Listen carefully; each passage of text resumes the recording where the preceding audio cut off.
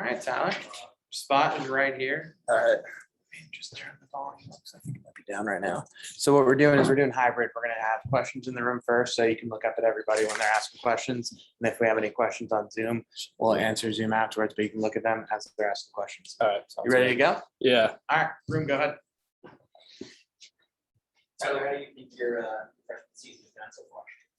I mean, for my freshman year has been a lot of fun. It's definitely been a learning experience. I mean, we have great coaches, and I've learned a lot from everyone around the building. I mean, especially Coach Reese and Jack and some of the older guys in the building have taught me a lot, and I've really enjoyed it so far. How much have you learned from Jack from camp today? Yeah, definitely a lot. I mean, coming from high school, I don't want to say I knew nothing, but I knew some. But I mean, to what I know now, I mean, it's drastic change, and Jack's had a very big impact on that. I mean, I think from the mental side of things, he's great. And I think especially the emotional side of things, he's very well leveled, great balance. He always keeps his emotions stable. And that's something I would like to have at some point in my career. And from that level, I think he's taught me the most. I think going into this game, I was expecting to be kind of that you prepared differently than you would maybe a Cincinnati versus this group. I think it's the same. I mean, for us as an offense, this week we definitely know we're gonna have to score points, and it's the same as every other week. We're gonna have to score points. So you mentioned coming from high school and having to learn a lot. Were there elements from Danny's offense that are similar to Coach Reese's? Yeah, I think a lot of the tempo stuff we're doing now, a lot of the zone read scheme, he had a lot of, and I mean, it's football at the end of the day, so. A lot of the same concepts and general things were pretty similar, but obviously this is at a much higher level. And then last fall, obviously you didn't play because of COVID, but you mentioned that your mom would test you with flashcards and different types of tests. I guess how did that kind of pay off in hindsight? Yeah, it definitely helped. You know, like with the playbook and things, my mom obviously was wanted me to do well, and I obviously wanted to do well, so I'd have her test me on the plays and things like that, and so. It definitely helped a lot, and I certainly learned a lot more when I got here, and I'm still learning every day.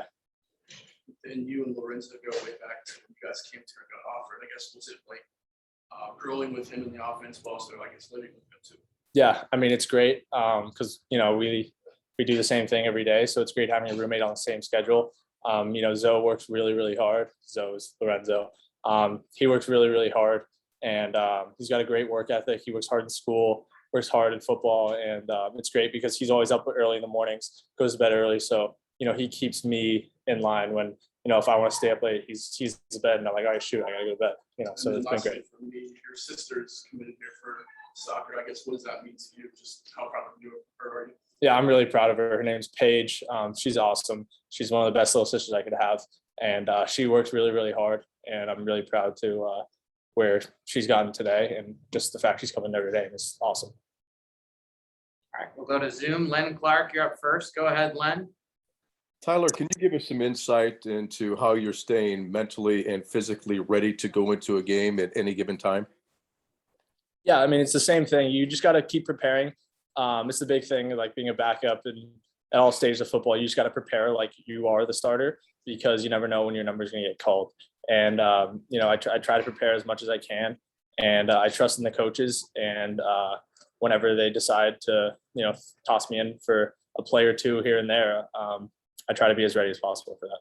Can you give us some insight in how you communicate with Tom Reese during the game and how often you communicate with him? Yeah, every once in a while, over the phone, he'll give me a phone call if, say, I have a play that's gonna start the drive, or maybe at some point he wants to get to a play that we haven't really talked about or we haven't run since early in the week, and so he'll let me know we're going to that play, or he'll let me know if something changes scheme wise and something I got to be alert for when I go in. So. And do you have the opportunity to offer feedback or what you see that's going on in the field that helps the offense when you're not in the game? Yeah, I think that feedback goes more between me, Drew, and Jack. You know, when one of us comes off for driver, especially like Jack, Drew, or me, we all talk and discuss and things we're seeing and things like that. But, you know, at the end of the day, Coach Reese is up in the box and he knows all. So I don't mean that sarcastically. He knows a lot more than we do. So, you know, at the end of the day, what he says is typically correct. So that's always good. Thank you. All right, Angelo DiCarlo, go ahead. Tyler, can you take us through maybe how much you've learned during the season in terms of how comfortable you were in those first weeks versus where you are now in terms of your comfort level of the playbook and everything like that? Yeah, I'm comfortable with the playbook. I think it's always a learning process. You can always learn more. Every day I try to learn more, and you can always go into more depth and detail every single day. So I think every day I'm in the building, and every day at Notre Dame, I'm going to continue to learn and go into more detail and learn more every day. And then how about in terms of the comfort level with those emotions you spoke of from the early part of the season, maybe to now, as you've had some of the experiences? Can you give us a couple examples of maybe of where you were at emotionally when you're running onto the field in the early weeks versus maybe Saturday against Navy? Yeah, I've gotten a lot more comfortable. Obviously, going from high school and you're not playing in front of many people versus here, I mean, you're playing in front of a lot. So I think just the first couple of games, you're a little bit nervous, obviously, because it's college and it's a little different. But as the dust has settled, the comfort level has definitely increased, and I've come to realize that at the end of the day, I practice against great players every single day. Our defense is awesome, and our scout team does a great job. So from just a pure football perspective, it's the same game. So I've learned to be more comfortable because of the work that I've done in practice. So at the end of the day, it's just football, and the rest of the stuff is just noise, and it's you can just block it out and just play ball. And finally, for me, what did you expect coming into this year? Having not had much experience the last couple of years, actually playing, enrolling early, what were your expectations, and are you playing more than you maybe thought you might? Coming into this year, I just expected to come in, get better, and learn from the coaches and learn from the rest of my players. And I think that's definitely happened for me. So my expectations were just to come in, learn, have a good time, and play football. And I think that's definitely something I've gotten the ability to do. All right, Tyler, you're all set down here. You can go upstairs and check in with Katie. Thank you.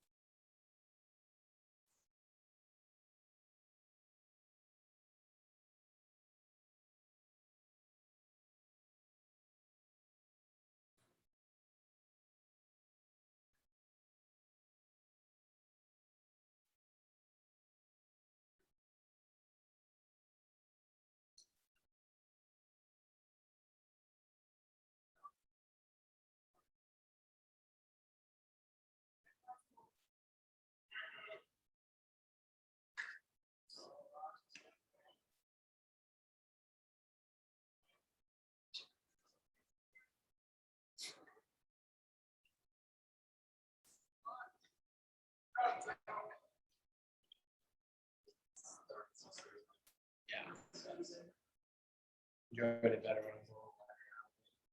So some later. Yeah, exactly.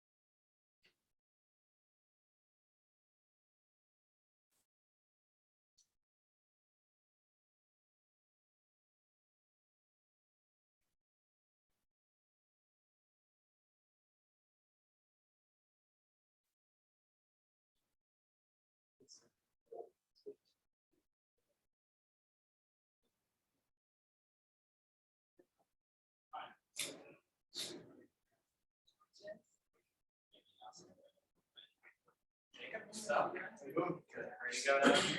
Yep. Let me sit down right here. We do a little bit of hybrid, so questions gonna come from everybody in the room first, so you can look up at them as you're answering. Okay. And then we're gonna finish with Zoom, and then you can look down the computer when we're answering Zoom questions. Cool. All right, ready to go? Yep. All right, room, go right ahead. Jacob, what do you think Virginia's offense does well? I think they play really well together, as one cohesive group. It's interesting to have that, the football player position. So, but I think honestly, they work together well. They know what to do well. They're very crisp at what they do, and they have a lot of different things that they do. And I think, that it's a compliment to everything that they've been doing for a long time. Obviously, you guys know they're throwing 400 yards a game and #1 offense in their over college football. So I think that they're very good at what they do. Is the preparation different this week, knowing how much they pass versus maybe where they pretty much run the ball? Right. Yeah. Obviously, you got to switch it up, facing the team that throws the ball 40 times versus 4 times a game. But that won't stop us from, getting to the quarterback and helping out the guys in the secondary that'll cover. We got to do our part in the pass game, too. So we look forward to that. And then last one for me, how have you seen the defensive line kind of evolve from the first game to now? I think it's just a matter of finally playing as a unit. The D-line, we have great players from the first guy to the third guy, and, playing from the front to the linebackers to the safeties, it all comes together, and then guys can go out there and make plays and do the things that they know that they can do, that they've been waiting to do. And so we hope to continue to do that. How frustrating was it over the last year just to deal with your injury last year? And then I guess how good does it feel to kind of be healthy at this point?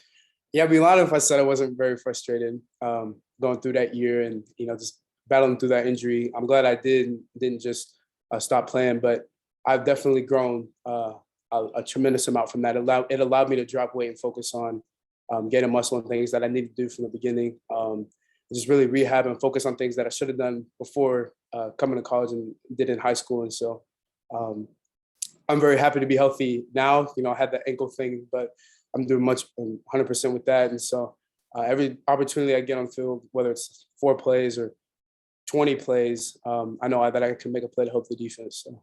You spoke about the weight loss. I guess what made you want to do that, and I guess how's it benefited you this year? Yeah, I think the biggest thing was the injury aspect. I would always have little nicks and bruises of twist here, turn there on, whether it be ankle or shoulder.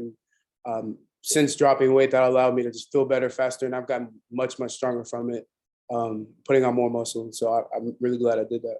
And then when you guys are in 3 down, are you guys more focused on rush lanes or just doing whatever it takes to get to the quarterback? In 3 down, I think it's more about the motor you have.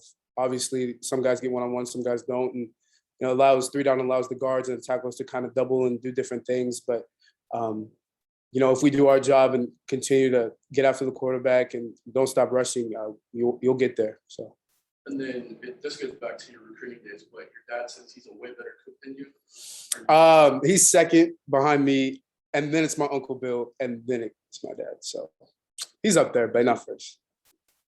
All right, we're gonna go to Zoom now. Len Clark, go right ahead. Jacob, I have a question regarding technique. Where have you improved the most? Is it your vision? Is it your hand control? Where have you improved the most? I think honestly, the biggest thing that I proved on is, the punch off the ball.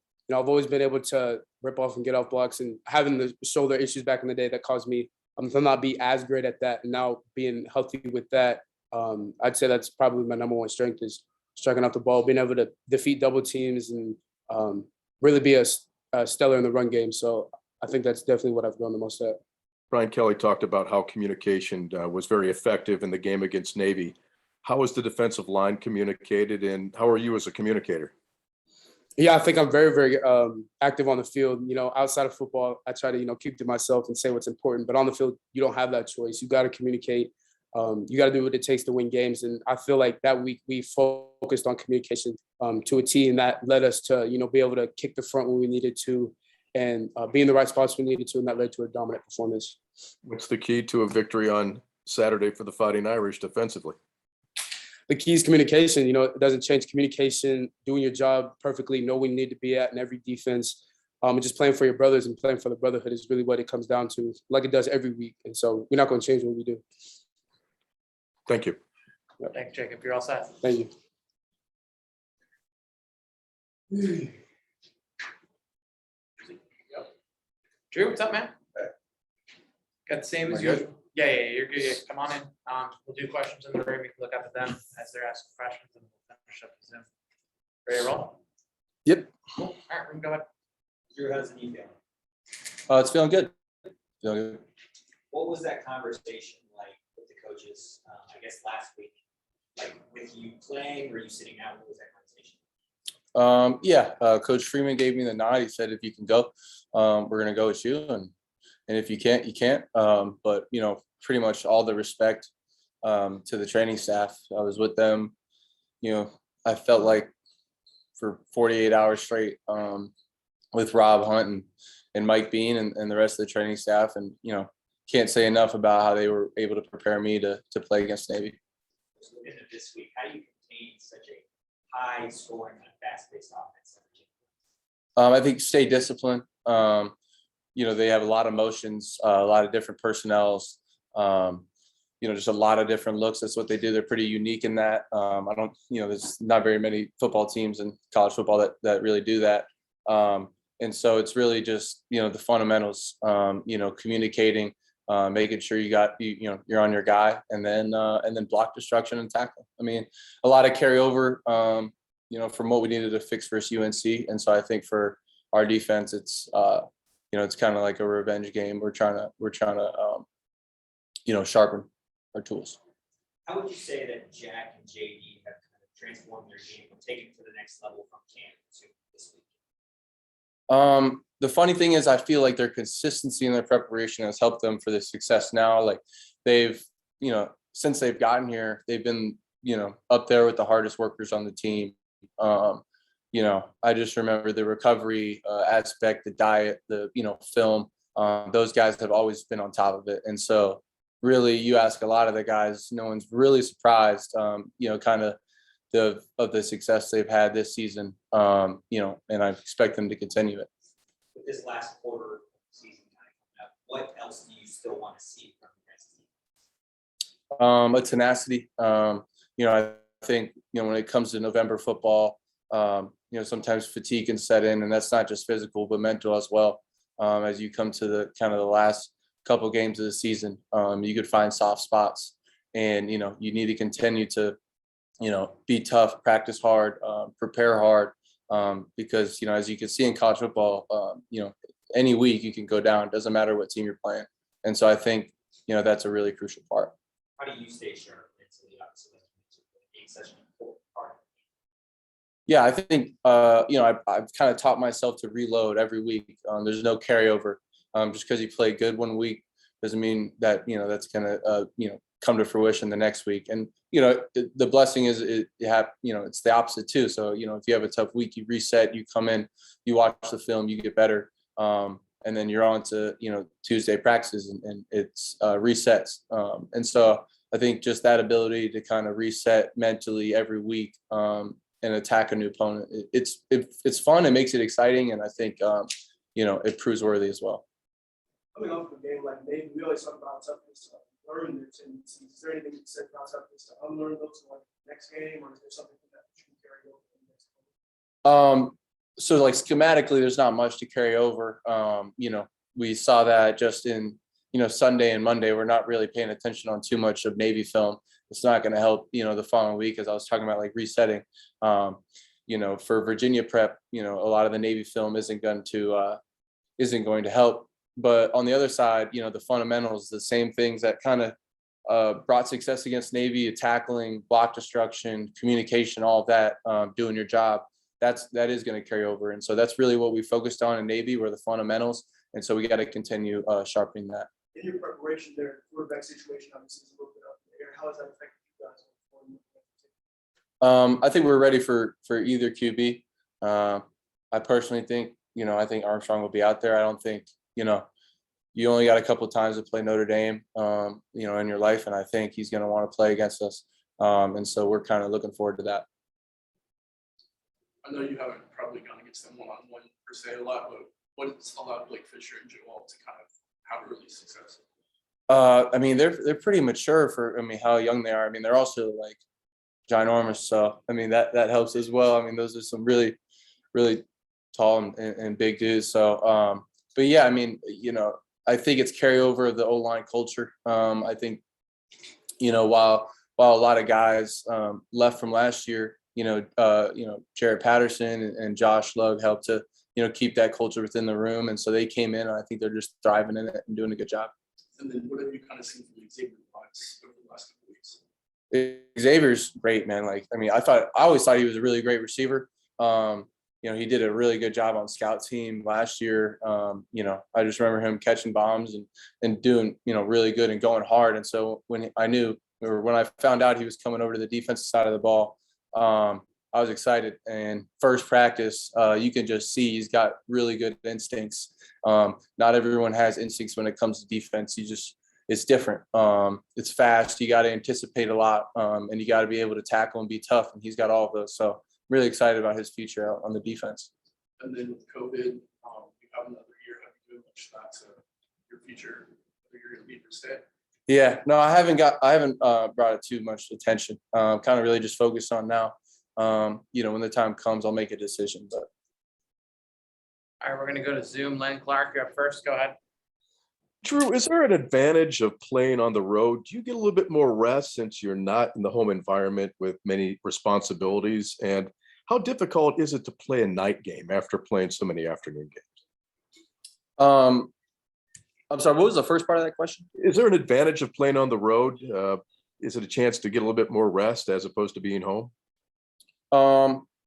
Well, some would argue that you don't really, you get less rest, traveling and all of that stuff. But, I don't find it too different. I personally like going to, away games. I like going into people's stadiums. I like getting booed. It's fun. And you also get to experience, different stadiums. And when I'm older and done playing football, it's going to be pretty cool to say I played in all these different stadiums. So that's probably my favorite aspect, but nowhere beats Notre Dame Stadium though. So you got to make sure about that. But and then night games as well.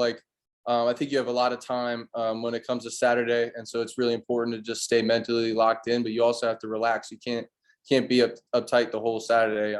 You're just going to be exhausted by the time kickoff comes. So I think it's really just, harping in on just, your mentality, knowing when to get in your optimal zone. We talk about it a lot with our, mental coach and everything. So I think night games, that's pretty crucial. And then with the COVID, is there anything different over the past couple of years that has kind of taken some of that travel, the fun out of it? Yeah, I'm, with masks and everything, I think, it kind of, the guys aren't as lively and talking to each other and all of that. But at the same time, you have to do what you have to do, for health reasons. And And but yeah, I mean, my favorite part about this year is just the stadiums and having fans and you know, it's a whole different atmosphere. It doesn't really feel like you're you know, practicing during the game. So Thank you. Angelo DiCarlo, go ahead. You're next. Drew, you mentioned your anticipation that Armstrong will play in this game. Could you take us through what makes him so dangerous in each facet? yeah, so I mean, he's a really good thrower. You know, lefty, he can sling it. But I think overall his ability to extend plays and break tackles and scramble, and then, you know, whether it's using his feet or, you know, buying time to get a receiver open, you know, that's definitely his you know, strongest attribute, is just the ability to extend plays. And then how about the weapons around him, and, you know, the dangerous aspects they have in that regard at Virginia? What are your thoughts on some of those guys around Armstrong? Yeah, he's got great receivers. I mean, I don't think, you know, the offense would have had their success if, you know, they didn't have great receivers. And so, you know, it's not just one, it's, you know, I think the whole wide receiver room over at Virginia is talented. And so that's a you know, a challenge to us. It's a challenge to the back seven here, to cover well. And, you know, but at the same time, it's a complete game. And so, you know, we need our D line to pressure the quarterback. And we need our, you know, DBs and linebackers to cover. And so we're going to count on all 11 guys to make sure we stop the, you know, Virginia offense. All right. Thanks, Drew. Appreciate it. Thanks, guys.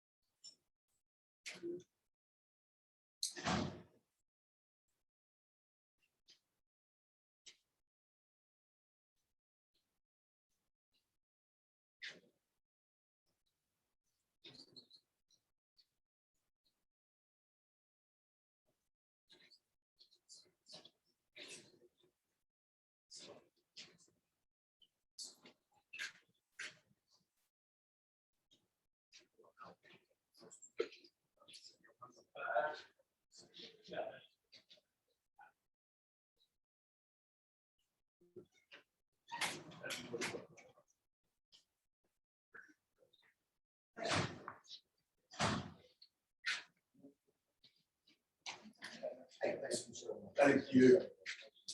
Oh, gosh.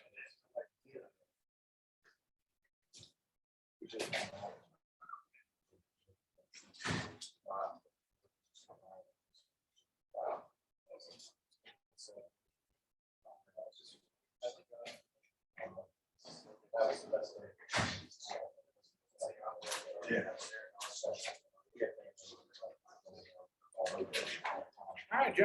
All right. So we're doing a little bit of hybrid in here. So we're going to have questions in the room first. You can look up at everybody as they're asking the questions. Then we'll finish with questions on Zoom. Sounds good. Ready to go? Yep. Cool. Go ahead.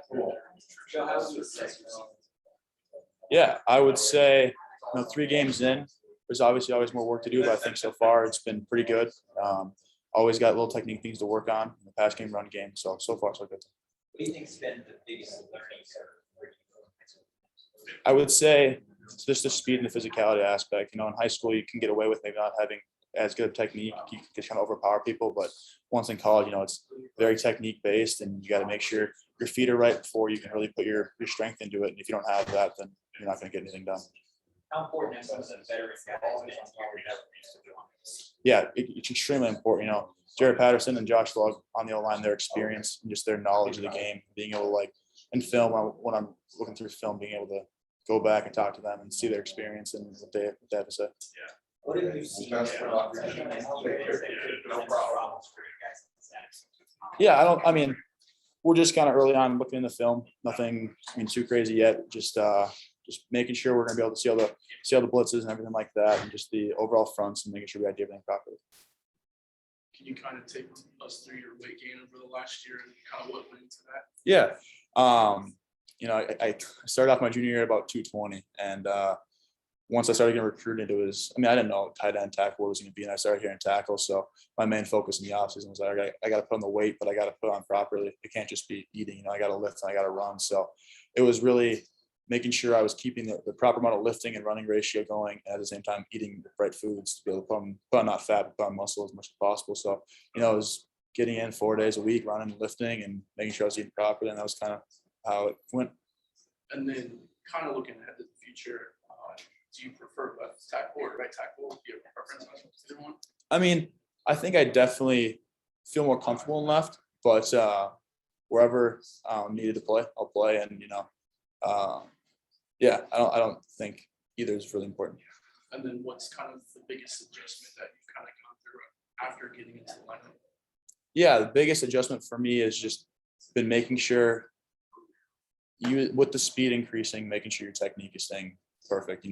That's before you can get anywhere, you got your right feet. So being able to make sure my feet are proper before I can hit people and put my physicality into it, making sure your feet stay one. And then lastly for me, how much has your dad kind of helped you kind of maneuver this season? Yeah, definitely just his experience and going through college football and pros and everything, and just his knowledge of the game, being able to break down film study and break down my film study specifically and what I need to work on and stuff like that has been huge.